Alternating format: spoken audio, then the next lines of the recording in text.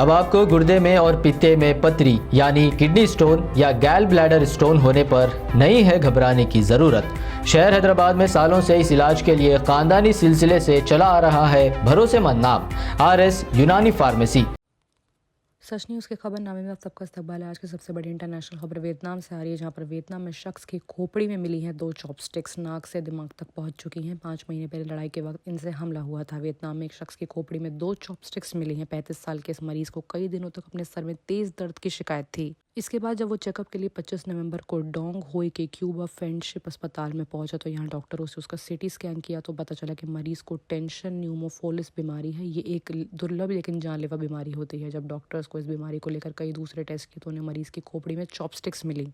ये उसकी नाक से होकर दिमाग तक पहुंच गई थी। मरीज को जब इस बारे में बताया गया तो वो खुद हैरान हो गया, लेकिन बाद में उसने बताया कि ऐसा 5 महीने पहले एक बार लड़ाई के दौरान हुआ था। नशे की हालत में ये झगड़ा हुआ था। उसे वक्त नशे में रहने की वजह से मरीज को अब ज़्यादा बातें याद नहीं है, लेकिन उसने बताया कि उसका बार में किसी से झगड़ा हो गया था। फिर एक शख्स ने किसी लंबी चीज़ से उसके चेहरे पर हमला करा। उस वक्त घायल होने के बाद वो डॉक्टर के पास गया, लेकिन उन्हें किसी नाक में ऐसा कुछ भी नहीं मिला था। न्यूयॉर्क पोस्ट की रिपोर्ट के मुताबिक मरीज का मानना है कि बार में शख्स ने उसे चॉपस्टिक से हमला करा था। ये अगले 5 महीने तक उसकी खोपड़ी में रही। यही वजह है कि उसका सर दर्द लगातार बढ़ता गया। फिलहाल डॉक्टर्स ने एंडोस्कोपी करके चॉपस्टिक्स को निकाल दिया। इसके बाद फिस्टुला के माइक्रो सर्जरी के जरिए बंद कर दिया गया है। फिस्टुला दिमाग और स्पाइन कॉल में मौजूद आर्टरी और वेन्स के बीच में कनेक्टेड होती है।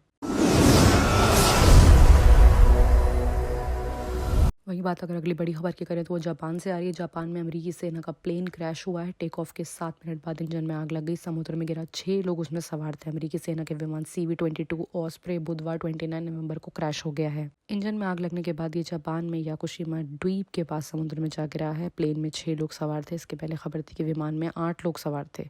न्यूज़ के मुताबिक मछुआरों ने समुद्र किनारे एक शख्स को रेस्क्यू किया है, हालांकि उसकी हालत के बारे में जानकारी नहीं दी जा रही। रिपोर्ट के मुताबिक याकुशिमा द्वीप के पास प्लेन का मलबा भी मिला है। जापानी मीडिया NHK के मुताबिक अमेरिकी सेना का विमान योशिगामा एयरपोर्ट पर लैंड करने वाला था। जापान के मुख्य कैबिनेट सचिव हिरोकोज मातुसा ने कहा है कि विमान याकुची के इवाकोनी बेस में ओकिनावा से कनाडा की तरफ जा रहा था। दोपहर 2:40 पर हिंदुस्तानी टाइम के मुताबिक विमान रडार से गायब हो गया। इसके 7 मिनट बाद ही कोस्ट गार्ड के प्लेन क्रैश होने की खबर मिली। जापान मीडिया के मुताबिक क्रैश की खबर मिलते ही 2 हेलीकॉप्टर 6 बोट रेस्क्यू ऑपरेशन के लिए भेजे गए थे। वहीं बात अगर पाकिस्तान की करें तो ड्रग्स स्मगलिंग में शामिल लाहौर DSP गिरफ्तार हुआ है। हर खेप पर करोड़ों रुपए घूस लेता था। भारत भेजते वक्त ड्रोन क्रैश हुआ तो वो पकड़ा गया। पाकिस्तान के एंटी नार्कोटिक फोर्स ने लाहौर के एक DSP को ड्रग्स स्मगलिंग के रस्से में गिरफ्तार कर लिया है। मीडिया रिपोर्ट्स के मुताबिक DSP हर खेप के 8 करोड़ पाकिस्तानी रुपए वसूलता था। लाहौर में पिछले दिनों एक ड्रोन क्रैश हुआ। इसमें 6 किलोग्राम ड्रग्स थे। जांच के दौरान एक स्मगलर का नाम सामने आया। इनसे पूछताछ में DCP का नाम का खुलासा हो गया। DIG के मुताबिक एक बेहद गंभीर मामला है, लिहाजा पुलिस ने इंटरनल इन्वेस्टिगेशन के लिए हेलीकॉप्टर कमेटी में बना दी है। हमें जानना था कि पाकिस्तान से बाहर ड्रग्स स्मगलिंग कौन कैसे कर रहा है, इसमें कितने सरकारी मुलाजिम शामिल हैं, इसका भी खुलासा नहीं हुआ है। बताया ये भी जा रहा है कि पुलिस ने हर लिहाज से मामला दबाने की पूरी साजिश रची है। बाद में ये मामला प्रधानमंत्री तक पहुंचा और इसके बाद जांच शुरू हो गई। जांच में पता चला कि पाकिस्तानी ज्यादातर ड्रग्स ड्रोन्स के जरिए भारत भेजे जाते हैं। सबसे ज्यादा स्मगलिंग मेटाफॉर्मिन और हेरोइन की होती है। एक और बड़ी खबर भी पाकिस्तान से लैंडिंग की ही आ रही है कि फ्लाइट में भिड़े मियां बीवी इमरजेंसी लैंडिंग करानी पड़ी। फ्लाइट क्रू ने पाकिस्तान से लैंडिंग की इजाज़त मांगी, नहीं मिली तो वो दिल्ली में उतरे।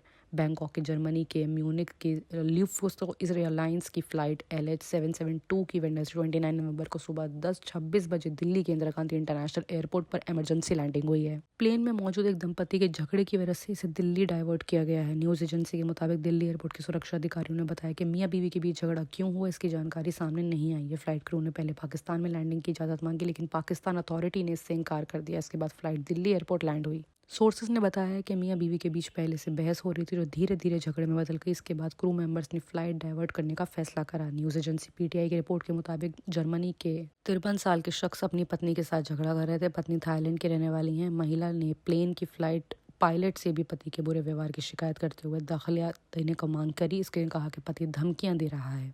पति पर इल्जाम है कि उसने फ्लाइट में खाना फेंक दिया और एक चादर को लाइटर से जलाने की कोशिश करी और अपनी पत्नी पर चिल्लाया भी। उसने क्रू के मेंबर की बात भी नहीं मानी। फ्लाइट में लड़ते वक्त शख्स को दिल्ली एयरपोर्ट पर उतारकर सिक्योरिटी के हवाले कर दिया गया। बाकी की तमाम खबरों के लिए देखते रहिए सच न्यूज़। अब आपको गुर्दे में और पित्ते में पथरी यानी किडनी स्टोन या गैल ब्लैडर स्टोन होने पर नहीं है घबराने की ज़रूरत। शहर हैदराबाद में सालों से इस इलाज के लिए खानदानी सिलसिले से चला आ रहा है भरोसेमंद नाम RS यूनानी फार्मेसी, जहां पर खास तौर पर पित्ते में मौजूद पथरी और दोबारा पथरी ना होने का किया जाता है मुकम्मल इलाज। आपको इस दर्द से हमेशा के लिए मिल जाएगा छुटकारा। No side effects, no operation. तशखीस करते हुए दवाएं की जाती है फराहम। तो देर ना करें, जल्द ही तशरीफ़ लाएं। RS यूनानी pharmacy, Bahadurpura X road, opposite Canara bank, Hyderabad. मज़ीद तफसीलात के लिए रब्त करें 9390610436 पर।